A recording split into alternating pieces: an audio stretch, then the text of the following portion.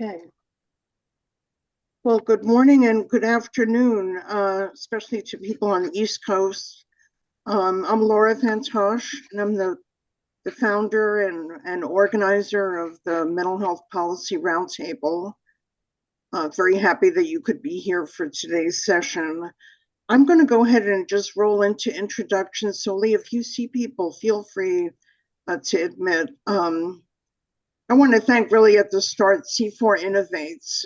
Lee Locke-Hardy is here today helping us with the technology. We have a video that we'll be watching, a brief video from one of our panelists that couldn't be here in person, and also recording the event so that we can watch it and share it with other people who couldn't make it. So very happy to have C4. Thank you so much to Lee. And also Olivia Davis, who's the director of their Technical Assistance Center. Really pleased that we could form this mini partnership to get our work out there and on our YouTube channel. So I'm very happy about that too. Our topic is really leading for change, and we have so much happening in the field. A lot of people talking about the future. We have events that will be occurring later in the fall that may change our decision makers at the national level. And today we have people who are actually impacting the direction of behavioral health through their work as policy experts. And I'm just so grateful to have many of those leaders with us today. So I will be introducing people now all the way down the line, and then we will jump right into the discussion. Actually, first I want to thank David Wertheimer, who's actually joined us today. He has been our regular and amazing moderator with the Roundtable over several years. I've worked with David. We've had a great time pulling together these meetings and working together. He has stepped back from that responsibility and has continued in his permanent status of retiree. And just want to thank him greatly for all of the work that he has contributed to the Roundtable, to the spirit of the Roundtable, and also to all of you, especially those of you who attend virtually every meeting that we do hold. So thank you, David. I'm very happy that you're with us today. And not to replace David definitively, but at least for today, we have a guest moderator, and that is Howard Goldman, who will be guiding the dialogue and kind of fielding some of our questions along the way, and generally keeping the conversation rolling. We have top three really kind of in-depth questions that we'll be posing to our speakers, and Howard will move that conversation along. So thank you very much, Howard, for being here as our guest moderator. It's not working. Please, thank you for remaining on mute as much as you can. I appreciate that. So one of our speakers is Mary Giliberti. She is the Chief Public Policy Officer at Mental Health America and former CEO of NAMI, with over 20 years in mental health policy and advocacy. Ark Tello St. Amour is Executive Director of Youth Move National and CEO of AT Consulting, bringing lived experience and a harm reduction approach to youth advocacy. Rebecca Klein is Senior Vice President at Meadows Mental Health Policy Institute and has over 20 years of experience in health policy and legislative affairs. Sheila Wiseman, who will be here via video, and audio a little bit later. She is a human rights lawyer and the Associate Director of the Center on Addiction and Public Policy at Georgetown's O'Neill Institute. Ron Manderscheid is partner and director at Capstone Solutions Capstone Solutions Consulting Group, and an adjunct professor at Johns Hopkins University and the University of Southern California.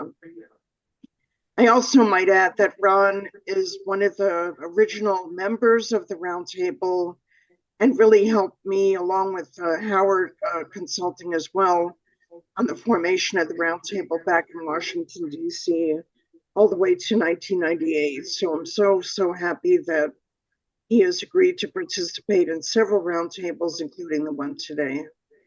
And finally, we have Andrew Kessler. Andrew is founder and principal of Slingshot Solutions, LLC, with 30 years of policy experience and a focus on substance use disorder treatment, prevention, recovery, and research. I recently met Andrew really through social media. Very happy that you were able to be a part of this. I really appreciate your posts and shares on social media. I'm very happy that you could be here today. Thank you, Andrew. And Howard, please go ahead and take the show. Run with it. Thanks, Laura. For those of you who don't know me, I'm Howard Goldman. I'm a professor of psychiatry at the University of Maryland School of Medicine, where I've been since 1985. Before that, I was at the NIMH, where in 1979, I met Ron Manderscheid for the first time, and we worked together on the evaluation of the community support program.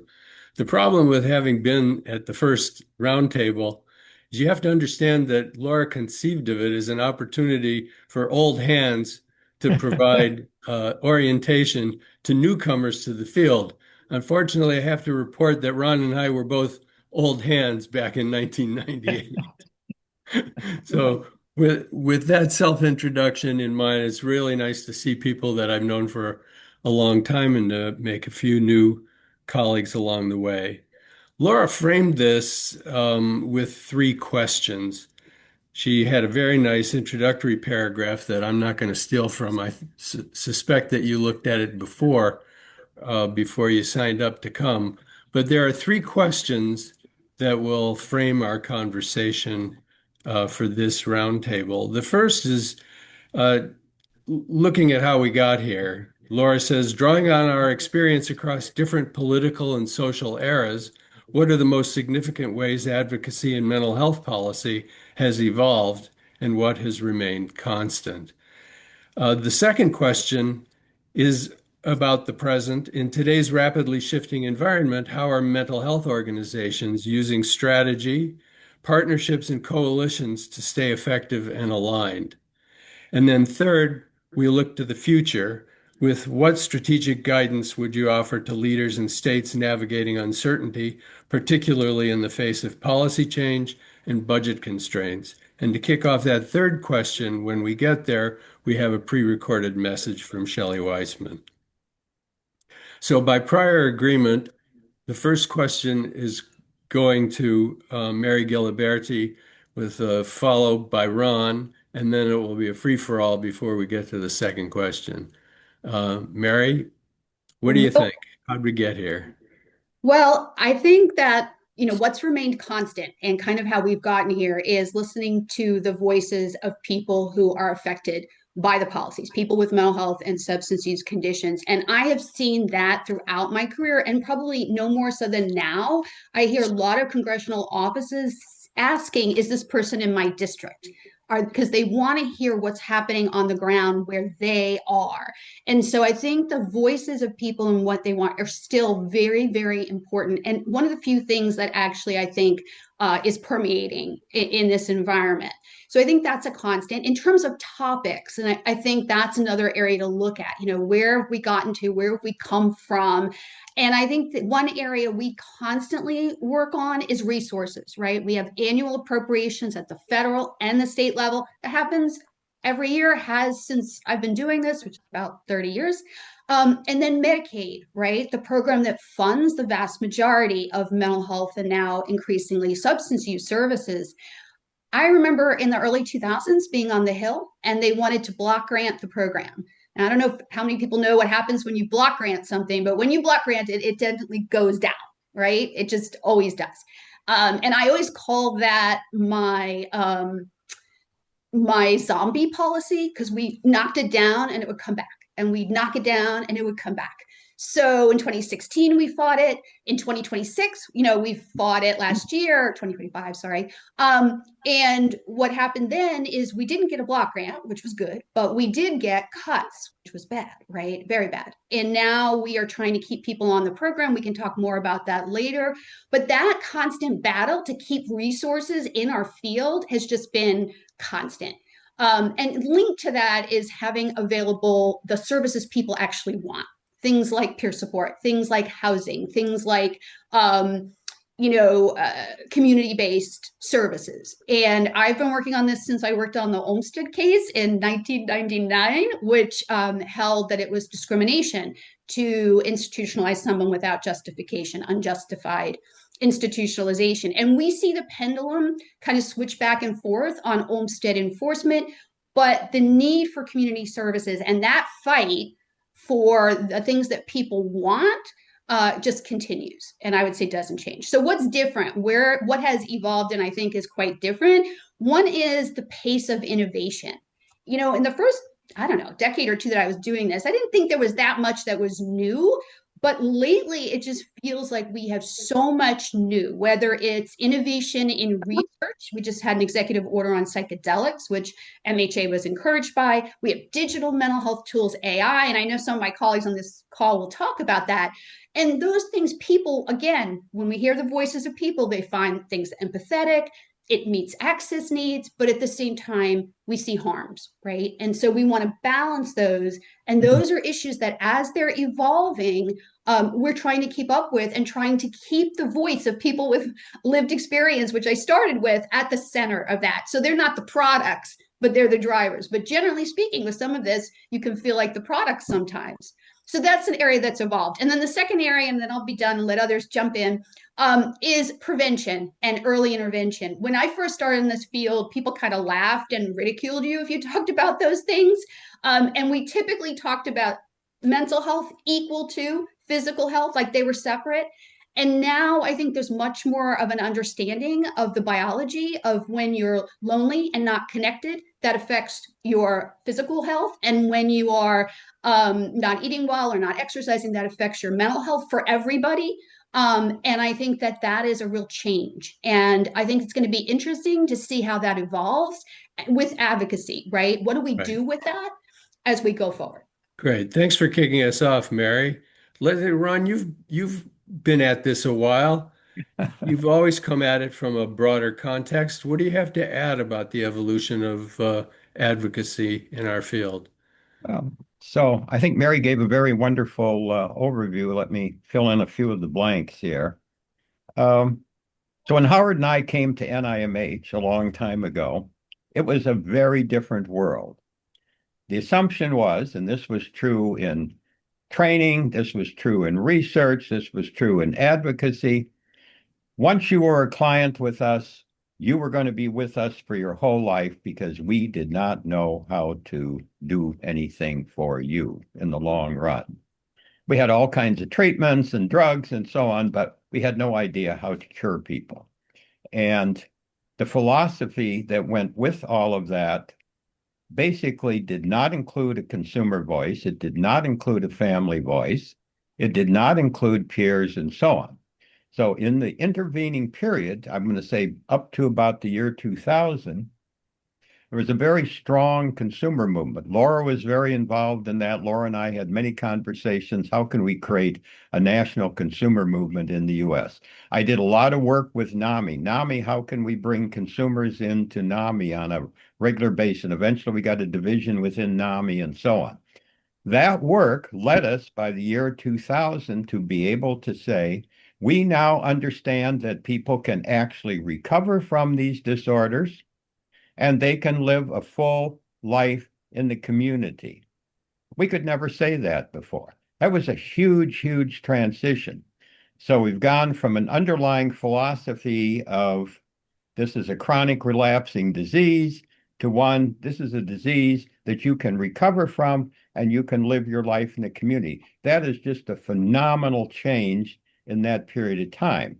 Now, There have been many ups and downs, and I'm going to pick up a couple of the ups and downs. So one of the early downs, which is on a very small scale compared to what we're experiencing right now, was the Ronald Reagan era. So Ronald Reagan came, we had an act called the Mental Health Systems Act. Had we actually ever implemented that? And Howard, I think you worked on the Mental Health Systems Act. The purpose was to bring good care to people in the community with serious mental illness. I worked on the act, Howard worked on the act, everybody who worked in NIMH worked on developing that act. Got passed by President Carter and that Congress. The minute Ronald Reagan came in, he repealed that. Had we had that, the next 20 years would have been very different. Ronald Reagan also did what was called the New Federalism. New Federalism meant we're going to take 25% of your money away and put it in a block grant, very much as Mary said a few minutes ago. And he also did a number of things to change NIMH. We got rid of our work programs in NIMH. We used to have programs that actually looked at mental health in the workplace. We had programs in NIMH that looked at mental health in criminal justice settings and so on. We got rid of all that as a result of Ronald Reagan. So I think that era set us back. And the consequence was if you went out in the community and looked at community services between about 1980 and 2000, those services were all struggling. They were struggling for money problems, they were struggling for staffing problems, and so on. We had a huge problem of people with mental illness who were homeless. I attribute a lot of that to things that Ronald Reagan did. Then we come along to the Clinton health reform effort. Wonderful effort, a lot of good work done. Howard worked on that. I worked on that. We never were able to get the legislation through the Congress. There are 5 different bills, et But cetera, Ron, et cetera. Ron, let me interrupt you a second and say there are a lot of people who would point to the alternate path that the field took in terms of advocacy. Mary alluded to this before. She said how dependent we are now on Medicaid rather than on block grants and other categorically funded Yeah. programs. And the mainstreaming of resources may have been a blessing in disguise. At first, we thought only about the loss of the legislation. I wonder whether any of the other members of our panel have a comment they'd like to make about how they perceive how we got here. I know that substance use disorder expertise is strong amongst some of the people who haven't spoken. I wonder whether you wanted to comment now. Yeah, thanks, Howard. Sure, Andrew.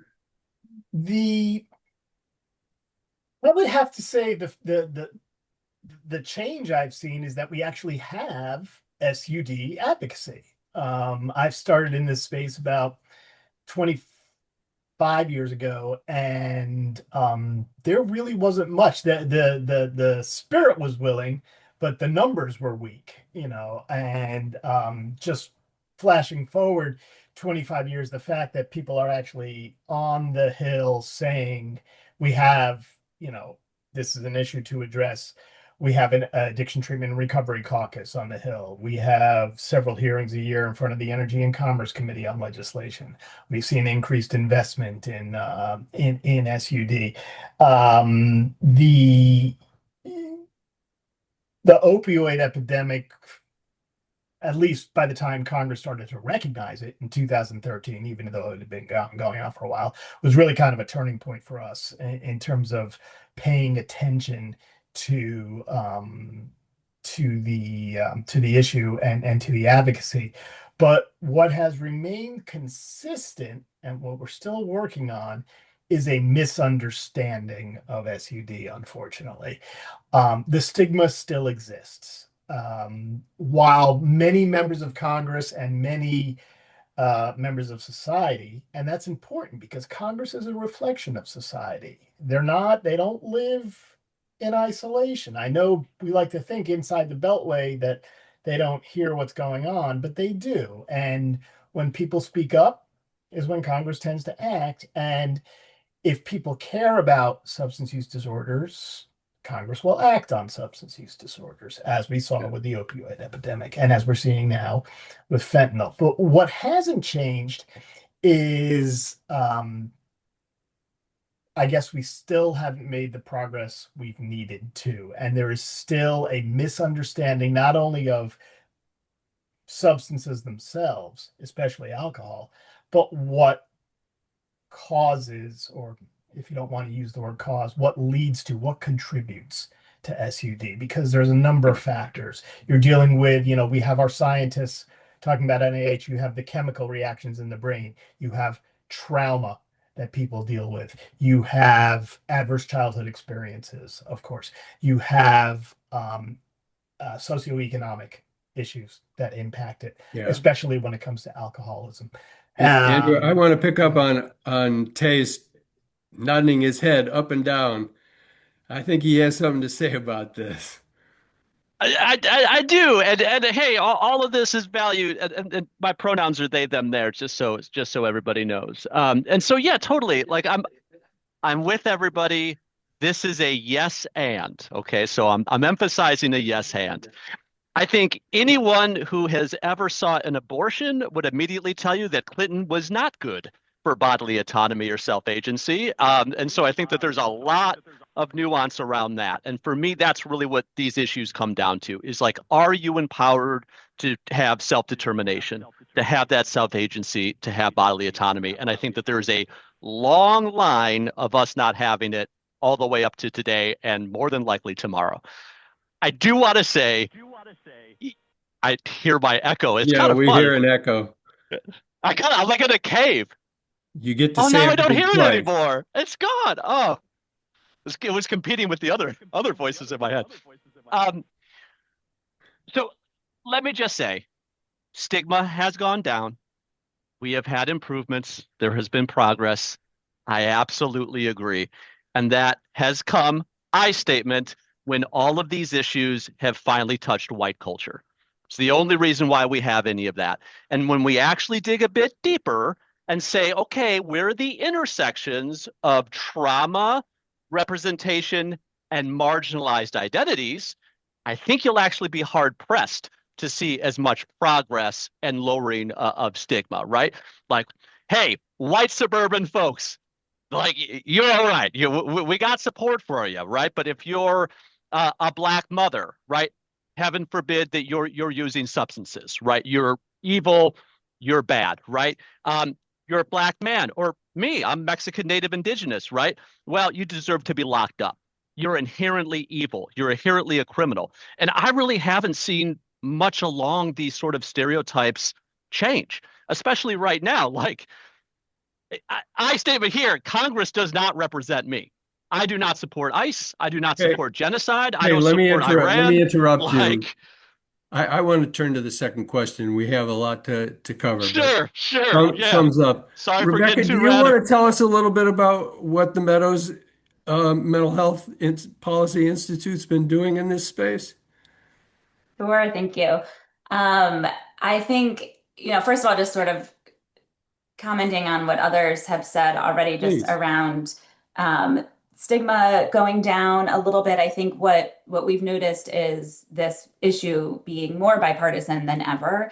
And because stigma has lessened, at least in some communities, members of Congress are more willing to talk about how mental health and addiction have impacted them personally. And they're more interested, I've noticed, in really having these conversations. Unfortunately, not always as interested in putting money toward the problems and fixing it in that way, but they are really willing to talk and to sit down. And so our goal is really education right now, and this may be the next question that I'm jumping ahead to, but just in terms of what this political environment looks like, I think recognizing sort of the long-term approach being necessary, and we are trying to educate. So as Mary said earlier, on positive uses of AI, on integrated care, kind of these bigger issues, thinking about access to quality mental health and addiction care, so that when we're in a place where we're ready to make some really significant changes to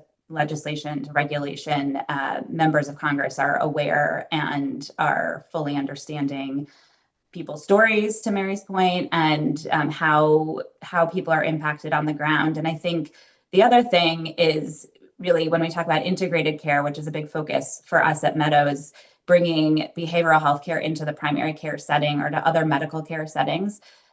Really working on advocacy with other stakeholders beyond just the behavioral health group. So instead that gets of into the partnerships idea. exactly. So partnering with other organizations on the primary care side, just sort of integrating both in practice, seeing that integration on the ground, integrating, making sure that policy is recognizing the importance of integration, and then also integrating our advocacy efforts with a variety of other stakeholders.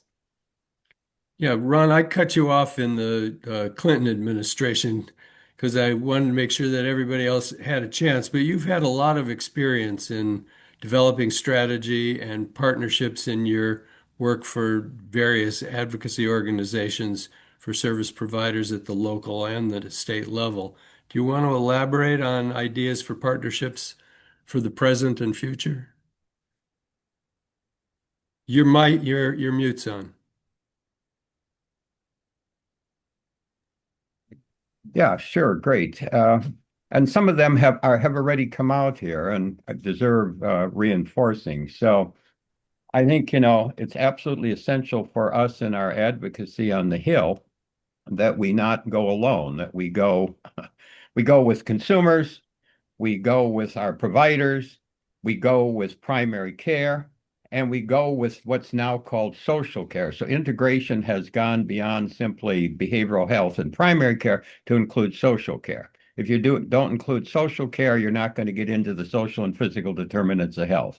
And I think we have an agenda in our field to work better across some of those boundaries between behavioral health and primary care and between behavioral health and social care and all the work that's going on there. I also think we have a huge agenda, and I won't go through more of the history, but a couple of current things that are confronting us. Howard mentioned Medicaid.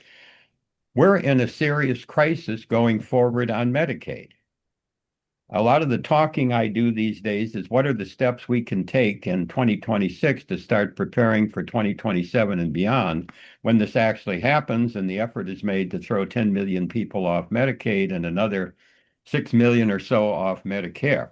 We're heavily involved in that, and the redeterminations that were done just a couple of years ago, where we went from, so pre-COVID, we were at about 74, 75 million people on Medicaid. We went to 95 million in COVID.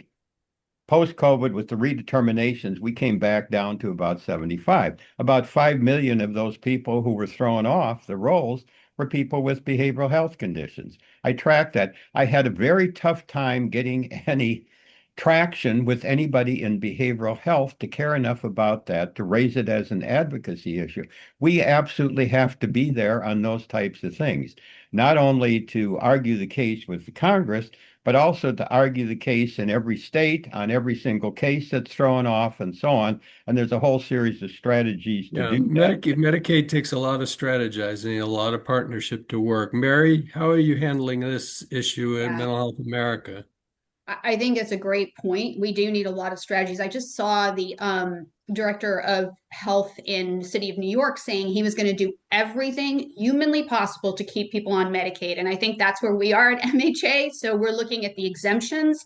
The community engagement requirements have exemptions. We proposed and was accepted some language that the states have to use their data to establish if you are eligible for those, taking the burden away from people, right? So they don't have to deal with those websites. They don't have to deal with all these issues. We're also listening. I spoke at a conference recently of one of our affiliates, and we're hearing that people already who are trying to deal with the eligibility requirements, which have been in place, are having trouble getting in touch with people, with humans in the Medicaid agency to deal with some of this. So I think you're right. It's going to take a lot of partnerships. We're talking to state Medicaid agencies, to advocates who can get to state Medicaid agencies, to really make sure that everybody with a behavioral health need stays on the Medicaid program. And I think that with some ingenuity and partnerships, we can achieve that. And that is our goal at MHA. Going forward. It's really important. And I just want to echo what's been said about, different partnerships. I think going to the issue of, who gets access to care, I think one of the reasons we advocate for school-based mental health, for community health centers, there's a bill right now to require behavioral health in community health centers, is those are in local communities. They typically serve people who do not get served otherwise. And the stigma is a bit reduced when you're getting your care in a health center overall. So, those are some of the things that we're doing to address those issues that I think are really important and have been raised. Thanks, Mary. I don't know, Tay, did you want to add anything about it? Are there ways that your organizations are partnering with others to get in the door? Yeah, I mean, yes and no. I'll try to keep it brief. I mean, I think that these are all great positive things. I think always the cynic I am to kind of add another perspective for a trend that I'm seeing. A trend in today's rapidly shifting environment is that all of a sudden everyone's very bipartisan.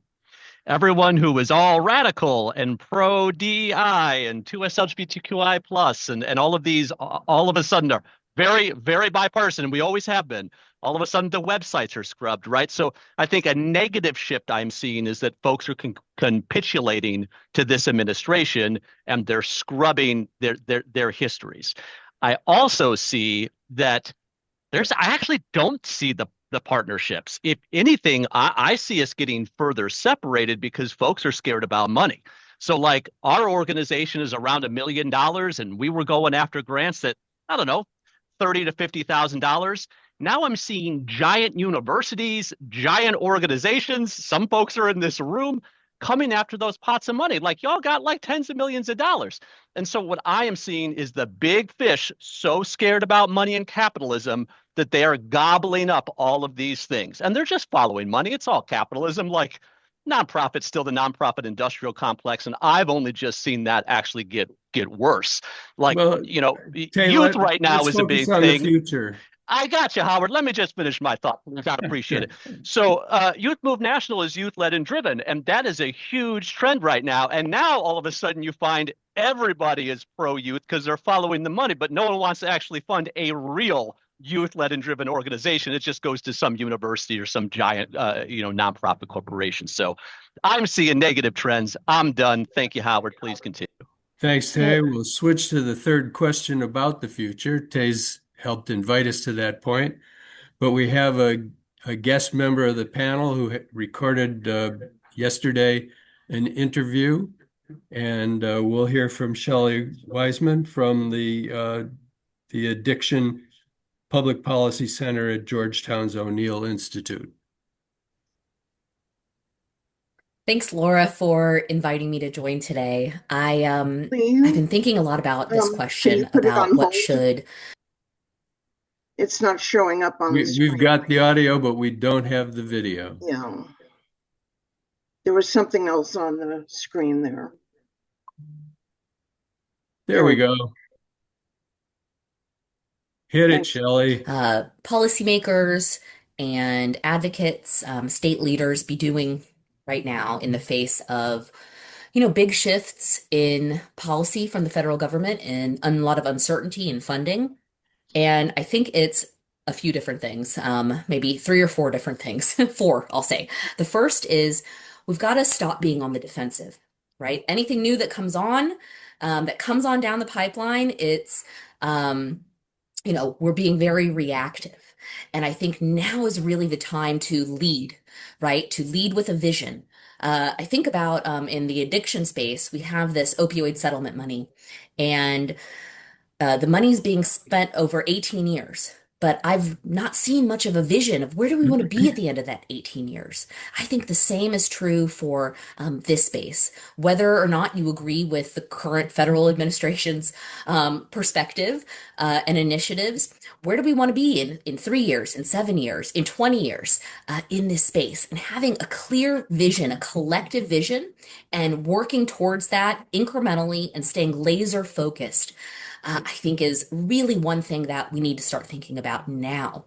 The second thing is we need to let people with lived experience lead the process now as we're working on a parallel track of, long-term vision, but short-term moving our systems in the right direction, and not just lead by telling their stories or our stories. I'm a person with lived experience with a substance use disorder. It's not just leading by telling our stories. It's leading by being in leadership roles and being able to meaningfully participate in program design and policy strategy and operations.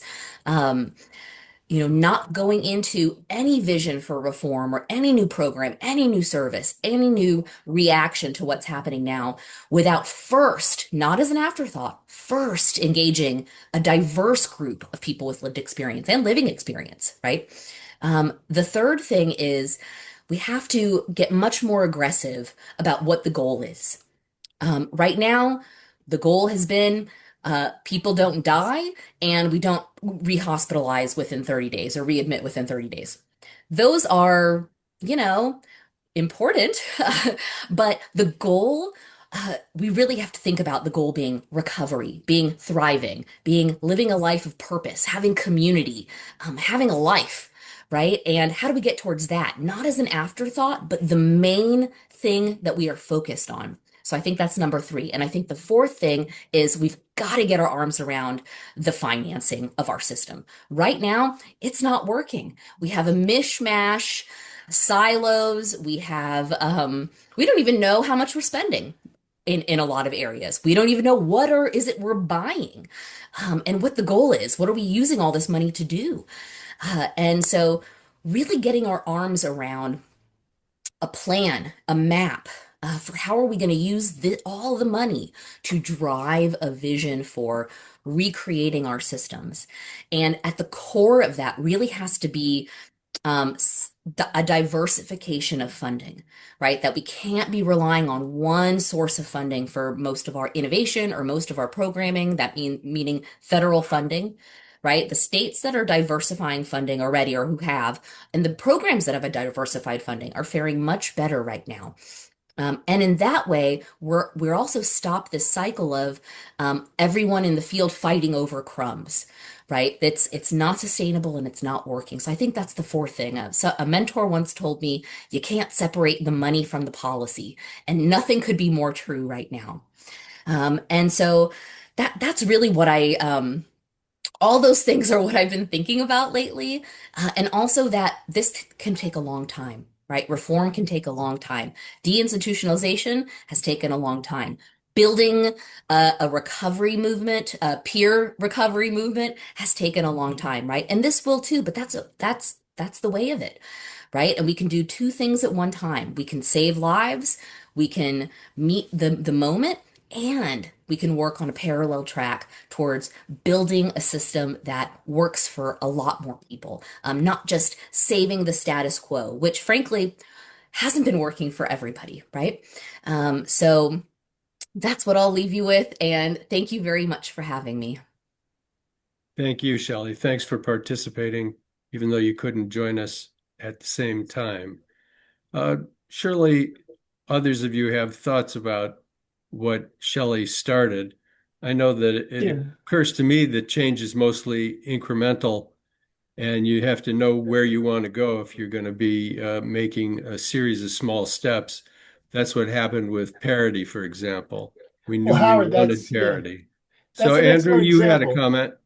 I had a comment. It was about parity, actually. I worked on parity with many of the people in this room, and I currently collaborate closely with Shelley, who just made comments. And I didn't think about this until this week when at lunch with another person who works in our space said, many of us saw parity, mental health and addiction parity, as a victory, as a win. And he said, no, it wasn't. Imagine comparing it to the civil rights movement. Parity was Plessy versus Ferguson. It's still separate but equal. That's not good enough. It has to be Brown versus Board of Education, fully integrated and fully accepted as part of our system. Because right now, what they're saying is we have general insurance for general medical and surgical. You have your behavioral health insurance. And yeah, they have to be equal if both are offered. A lot of people don't realize that's what parity is. It's not that you have to offer it, it's if it's offered, it must be equal. That's really not where we want to be. We want to be in a situation where it is just covered. So call it integration, call it evolution. We are not there yet. We're still okay. Let's let them catch up. We're over here doing our thing and you can catch up. No, no, no, no, no. We want to be on the same train as you, which is ironic because Plessy versus Ferguson was about railroads. You can't see my law degree in the background, but it's there. And we want to be on the same train with the same engine being driven forward. That's the real goal. Parity is not the end game. Parity is just a stop along the journey for true equality when it comes to care for people with behavioral health needs. How's that sound to you, Rebecca? That was You have such a something great you way wanna- to wrap things up, Andrew. I feel like we have this opportunity right now with the administration making some changes around the parity regulations, I think, to really be even more collaborative than we have been as a community. And we have this opportunity right now to move forward together and go beyond what the initial parity statute was suggesting and requiring, and ensure that now we have this access, this integration. And I like how you framed it in terms of being equal. And that's not where we're at yet. And it's not what parity was meant to do either. Have we even achieved it within the behavioral health field between substance use disorder services and treatment and general psychiatric services? I wouldn't say so. No. We've got So, some way to a go. lot depends on the state and the locality and the provider, but we are not near where the vision Yeah, wanted us well, to be. Andrew's helped us to revision insurance coverage. The future is not having a behavioral health benefit as a separate benefit. That's the true vision of no difference in parity.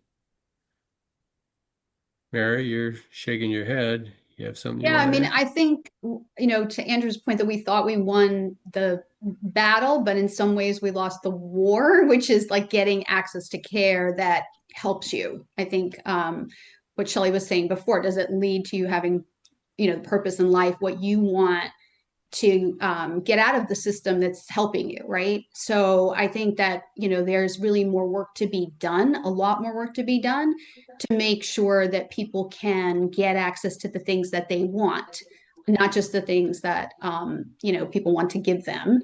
And I just wanted to also say, I think this last question was a lot about, sort of how do we keep going, because it is a long haul, right? And there are small victories along the way, but overall, you keep sort of feeling like and I think Ron did a few steps forward, some steps back. Holly O'Donnell, who's the CEO of Bazelon, said something once that really stuck with me. And she said she's got the scars and the stars from her long history of advocacy. And I think those scars, when you are working in a field where really people with a lot of resources to the earlier point are aligned against you, and you have a lot of discrimination, you're going to have those scars, you're going to lose some battles. But I think we also have to focus on the stars where we have made some progress, right? It's not perfect, it's not where we want to be, it keeps going back and forth, but I just think we have to keep trying and looking at where we can make progress. And I guess that's the pragmatist in me, is trying to figure out where is there still a lane to make some progress going forward. Thanks, Mary. I'll plug Richard and Frank and Sherry Gleed's book, Better But Not Well, which makes the same kind of assessment of where we've been and where we are now. We have a lot of really clever members of our audience. You must have some questions. Why don't we turn to those questions now? I guess we do the raise hand function. You Yes, do that that? would work. That would You be want to great. do it that way, Laura? If you want to take the second page. Well, first person I see is Emily. Yeah. Hi, everyone. Thank you I so am. much, Laura, for organizing this, and for all the speakers for being here. I'm the first Asian board member for the National Coalition for Mental Health Recovery. I've gone to Hill Days with them the past 2 years, and usually I am the only Asian face there. And I'm there because representation matters, and I feel this, and the stigma and shame of being associated and having experience being in a psych ward is heavily stigmatized by my community, and I just did my first public comment since my experience of becoming a psychiatric survivor because of 988 on July 29, 2023, and I was charged over $3,000 for my experience, and Kaiser charged me nearly 3,000. And so I'm just wondering if anyone has ever here tried to fight the system for charging them for their involuntary hospitalization, because if they did what they did to me and for those of you who have also experienced a psychiatric incarceration, most people don't try to fight. They just maybe pay it off, or other Asians who have shared with me that they have had this similar experience, they just begrudgingly pay it off, and they want to move past it, and but they don't want to go public like I have. What kind of advocacy strategies would you recommend for someone like me? Because I think I got in touch with the chief psychiatrist of Kaiser Mental Health Center on College Street, and he apologized over the phone, but his secretary said to me over the phone, "We don't give refunds." And Xavier Becerra also is the head. He's running for governor right now, and I don't like the way that he handled my grievances because no one at SAMHSA or HHS or Vibrant Emotional Emily, Health. let's see whether somebody has an answer to your question. I don't know whether Carolyn raised her hand to provide an answer or whether we only had three attorneys on the panel, so it was a legal question that was asked. Well, Howard, let me say a few words about this. I'm doing a lot of work in California right now on 988 and mobile crisis response. And I think the intent of the question here was, why was I billed for this when I went and used this system, and the system is a public system? So if you hang tough on that, in effect, what will happen is the county will bill Medi-Cal for this, and you should not have to pay it ultimately. What's happening with the private insurance plans in California, they are a little bit behind in terms of where state law is and state policy on 988 mobile crisis response. Under current state law and policy in California, the private insurance company is responsible, and there's no issue of in-network or out-of-network. That's all abrogated. They are responsible for paying this. If they don't pay, then Medi-Cal becomes the payer of last resort. So a link in your process doesn't appear to be working. You need to go to the county behavioral health program in the county you live in and raise this as an issue with them to see if they can help you. Thanks, Ron. Thanks very much. Emily, you should try that pathway. Carolyn Green has a comment or a question. I have a thank you for inviting me, Laura. I really appreciate it. It's nice to be here again. My name is Carolyn Green, and I am a primary source for lived experience. Mine was in 2001, and so I've done a lot of investigative research since 2018 about how to prevent what occurred in my life. And I find one of the things is terminology. We are in such disagreement that we need to come into agreement with our terminology. In 2023, we had 32 different acronyms for institutionalizing people, which we call civil commitment some places. There's nothing really obviously civil about this mostly. So if we could come to terms, come to agreement on the definitions, especially with gravely disabled and dangerousness, which are very weaponized in the system. So that would be one of my first proposals, if I may. The other thing is there were so many steps in my process of institutionalizing me where I didn't have any due process. I didn't have First Amendment rights, which interfered with which prohibited me from carrying a firearm I didn't find out till, like 18 years later that I was prohibited from having my Second Amendment rights. So then I would have been in contempt of court, which I had been in a possession of a firearm. So there's all kinds of ramifications I had a legitimate 72-hour that my husband at the time signed back in 2001. And so this is from my research here, okay? So 72 hours went to, within 8 hours, 9 hours, went to an ex parte. And what an ex parte for a 14-day did, it wiped out my 72-hour, and then it intentionally concealed my probable cause hearing. So then I didn't have a hearing, and I didn't have an evaluation, and I didn't have an interview. So what I'm recognizing, there's a North Carolina involuntary commitment committee in North Carolina that's really reviewing and going over, making some very positive changes in the way that this is handled, because 25 years later, we are still failing at evaluating people. Well, thank you. Thank you for your comments and your suggestion about what ground we have to cover. I'm going to move on to the next person, Bill. It's okay, never mind. Bill Hudak. Haven't seen you for a while. Indeed. What's on your mind? Great to see you, Howard, and great to see the rest of the panel as well. What's on my mind right now is the question of value. And that is that if one thinks about it, we are moving away from a fee-for-service model to a value-based purchasing model with medical services. And the question is, who's going to define what is of value in the behavioral health workspace? And if we allow the payers to do it, we know where we're going to end up with. We're going to have managed costs rather than potentially really valuable managed care for people. So I'd like to know kind of what the panel thinks in terms of where we are going in terms of payment and the ramifications that'll have upon the value of services that are offered. Great. Thanks for your question. Is there a member of the panel who wants to take this up?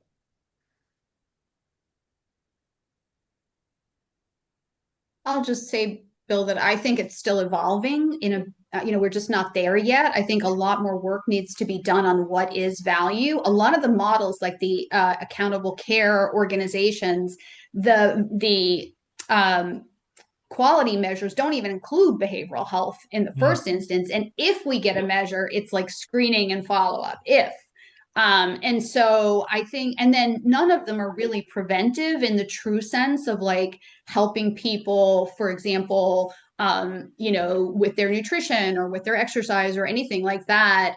It's usually once you have something, whether it be diabetes or, high blood pressure, are you controlling that? And a lot of the value-based programs I look at, those are the kinds of measures. They're not even behavioral health. And then when you ask, like, what should the behavioral health measures be? It often winds up being things like screening rather than that's in the universal measure set. So I think we still have more work to do in this area. And I think it's really important that we do it. I know Fountain House has started that process. There was a report that they did on some measures that I can try to find and put in the chat, but I think there's a lot more work to do. Thanks a lot, Mary. I see, Rebecca, you put your hand up. Was it in response to this question? Yeah, I was just going to add on to that. I think Please. That's exactly right. And at Meadows, we've been doing quite a bit of work on measurement and really taking many steps back to sort of align on terminology and definitions. When we talk about measures, are we talking about screening tools? Are we talking about outcomes measures for behavioral health? And kind of almost as an extension of parity, if we're doing all of this measurement and all this value-based work on the medical side, how can we bring the behavioral health side in line with that? And so we are talking to a lot of different stakeholders on how to start to align and build some consensus around all those areas. And add a comment here. So this is also a parity integration issue. Our experience in a number of states has been that behavioral health hasn't really been included in the full dialogue on value-based purchasing and value. And as a result, I think we are behind in behavioral health in our ability to participate in this and to do this well. And I think we need to be doing a lot of work to help us catch up. I don't think the traditional measures, and I worked on measures for 25 years, outcome measures and output measures and so on. I don't think those traditional measures will be where we're going to end up. I think we're going to end up ultimately in various measures of well-being, the different dimensions of well-being we could talk about here. And the health field itself is just getting into this now. For example, the National Health Interview Survey has only had measures of well-being in it since 2023. I was on the Healthy People 2020 committee. We recommended that back in 2007. It took from 2007 to 2023 to actually get those questions in there, and there aren't enough questions in there. Once we get those standards developed for different populations, then we will have something we can compare against where we actually have a real yardstick, not a rubber yardstick here, basically. Did you come off mute, Andrew, because you wanted to add something, or? No, I guess not. Nick Lawson, you're up next. You have a question or a comment you want to make? I just want to piggyback off of that. I think another problem is that, these behavioral health measures really aren't consistent with the priorities and values of the impacted community here. I mean, that is people with living experiences. I mean, I attend policy stuff. I talk with people with living experiences all the time. I never hear about how their overwhelming concern with the mental health system is making sure they get screened for smoking cessation or get, their annual flu shot. There is, I don't know if you guys know Harold Pincus. I used to work in measures and do that kind of thing. There is, depends who you look at. The international consensus, so this is this article in 2025, is involuntary voluntary status. Reducing the proportion of coerced involuntary encounters, and something that's under the control, something that's actionable, feasible. I forget what the other dimension is. I am, also, curious to hear folks' thoughts about the budget. I don't know exactly how it ties in. I'm sorry for coming late, but it's great to be here, and I hope to be here at the next. Thank you, Laura. Hope to see you guys soon. Thanks for your comment. Somebody from the panel want to add anything to what Yeah, Nick was saying? just on the budget, I know it's a very complex process, especially for people outside the Beltway, but it's kind of where I live. And I know that the most recent budget proposed by the president recommended cuts at SAMHSA. That is just a proposal. Last year, the president proposed massive cuts at SAMHSA, actually proposed the elimination of SAMHSA. Again, and Congress proposed was this year. yeah, Again, proposed. and Congress was in no mood, and kind of just flat out rejected the president's recommendations. Things are always an adventure in Washington these days, but the people I work with on this panel, especially, Mary, I know Rebecca has some experience in government affairs too. We have no reason to think Congress won't act the same way. They don't seem to have the stomach for such a massive reorganization and elimination, especially in election year. Which is not to say we're not being vigilant. We are. But as I tell the people I work with, let's say last year I was panicked about these proposed cuts. This year I'm simply nervous. So, I'm really feeling a little better about it. To your point with lived experience, though, to the question about lived experience, what I found interesting was last year the proposed cuts at SAMHSA were almost wholesale, with the exception of the block grant and a few very popular programs such as 988 and Garrett Lee Smith suicide prevention. This year, they seem to ease off a little. I'm not saying there weren't proposed cuts, there were, but a lot of the programs that deal with things like recovery and community investments and the person-based, the person level programs, those seem to somehow escape the guillotine when it came to the Office of Management and Budget's proposal. Maybe it has to do with this whole Great American Recovery Initiative, which I'm not entirely sold on. Just put that aside. So there were cuts, but the cuts were not as big. So maybe we are slowly getting into someone's head at the Office of Management and Budget that wholesale cuts to SAMHSA are not the best policy strategy because the Hill's just not having it. They're having a hard time doing what they've been asked to do as well, I should say, from my interactions with them. We have a comment or question from Lori Coker. I'm from North Carolina, and what I have experienced of our system, and I'm sure we're not unique, is that we have a low value system, public mental health system. Because if our dollars are not buying good outcomes, good results, better lives, and the individuals that are supposed to be served, then I think I'm not surprised that there's talk about doing away with mental health as a separate thing. We just don't do it well in our country. But I started a peer organization 13 years ago, and there was no funding for it. But we just decided to start it because we wanted to see results, and we started with measuring data closely. And by the third or fourth year, we started getting funded by the county, and then eventually we were getting funded by with a state with probably block grant dollars. Yeah. But my hope is by our measuring in a very detailed way where we've had impact and showing that to the county, and that they've raised how much they have given us each year. And then now the state, I started sending those reports to the state. They don't see Medicaid reports anything like this because basically they report on their productivity and they're not reporting on outcomes. And so I think my question is how do we help the impact of innovations that are really showing impact? How do we help legislators understand this at the state and at the federal level when most of them don't really understand much about mental health systems or any of this anyway? But is there any movement to just look at outcomes and go with outcomes to legislators and decision makers and see if we can't get funded better that way? Thank you for your question, members of the panel.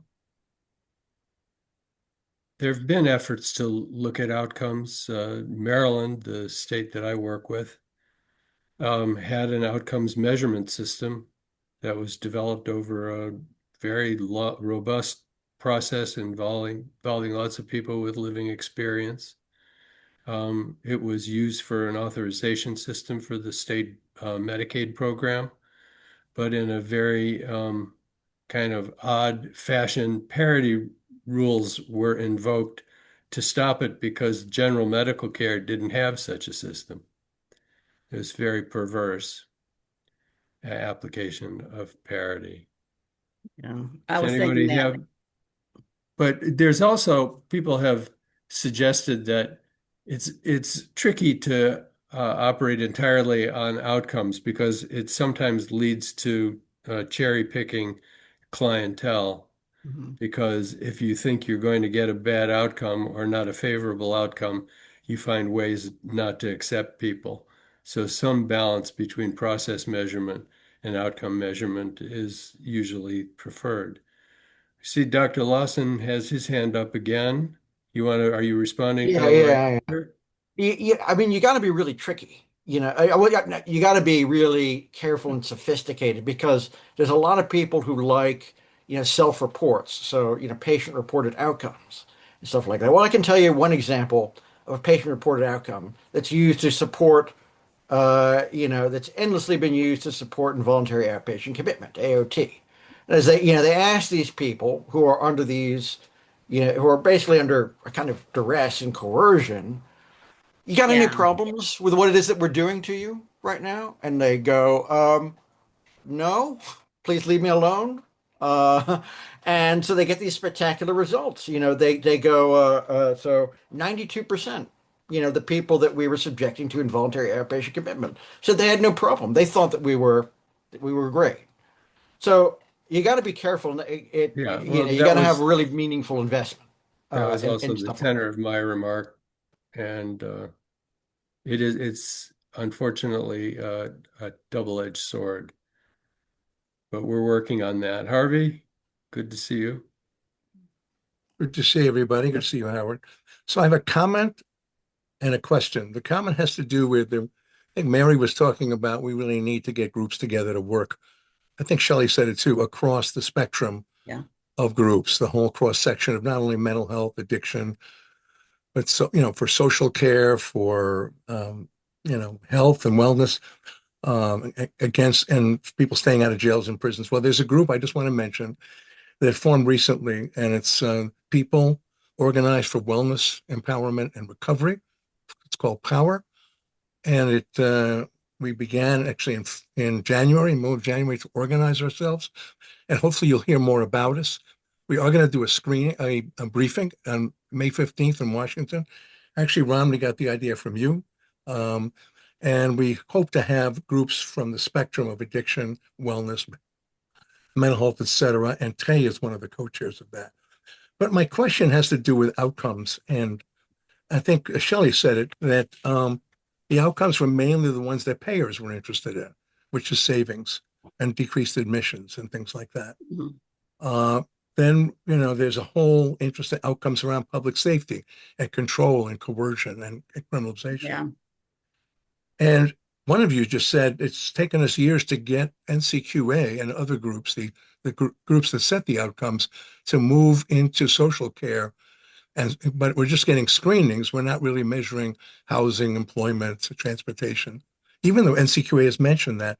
So that's what I wanted to ask about, really, not to get too arcane, but NCQA and it's setting the measures for Medicaid and for managed care.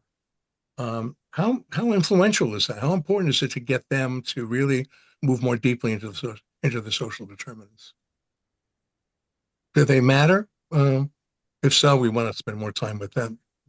Make a couple I of think they comments do here. matter. So NCQA deals principally with measures that are used in the managed care community, basically.